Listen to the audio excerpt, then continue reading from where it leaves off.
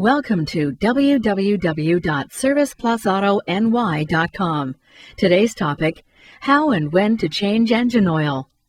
Engine oil changes are activities that any driver must not neglect. This is because changing the oil increases the efficiency and lifespan of the engine more than any other maintenance activity. That being said, there are a few things that you have to take into account in order to know when to change the oil. When changing the oil, you have to read the manufacturer's directions because each type of car is different. These instructions will also guide you in oil selection. You'll also find minor differences in procedure that accommodate varying uses, driving conditions, and the like. The most common instructions to follow when changing the oil is under normal driving conditions, for example, short trips, regular highway trips, occasional drives in dusty roads, etc. All in all, you find that the normal duration you should change the oil is in between 3,000 to 5,000 miles. Sticking to a schedule is better than having to wait for signs like smoke, because you do not have to unduly tax your engine. The following is the general procedure that any driver should follow when changing the oil. 1. Start the engine and let it run for a few minutes. This is very important because the oil and impurities contained therein flow out more easily when they are warm. You may also need to park the car in an elevated place, for example, a ramp if the ground clearance is too low. 2.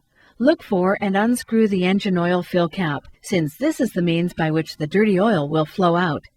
It goes without saying that you should have a bucket or a drain pan placed beneath to avoid a mess. It also helps to have safety equipment like latex gloves, goggles, closed leather shoes, etc. to avoid stains and injuries. 3. The next step cited in procedures of when to change oil is the installation and tightening of the oil drain plug with a new gasket in accordance to the manufacturer's directions. You should then place the bucket or drain pan under the oil filter. Remove the filter plus the gasket and wipe them down with a clean absorbent cloth. 4. The next step is manual installation of the new oil filter gasket. You should first apply a thin film of new oil in the opening and screw it tightly on. After this is done, add the new oil into the tank, making sure that you follow the car manufacturer's specifications on oil type, level, etc. This will allow you to prevent unnecessary wastages when changing the oil. 5. At this stage in the directions of when to change the oil, check the oil level using the change engine oil dipstick. The level should be a little ways above the full mark so as to accommodate the oil that will go into the filter. 6.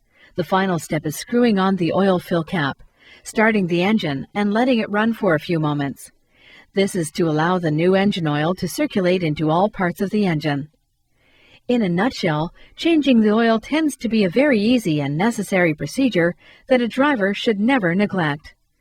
To find out more information on topics like this, then go to www.serviceplusauto.ny.com.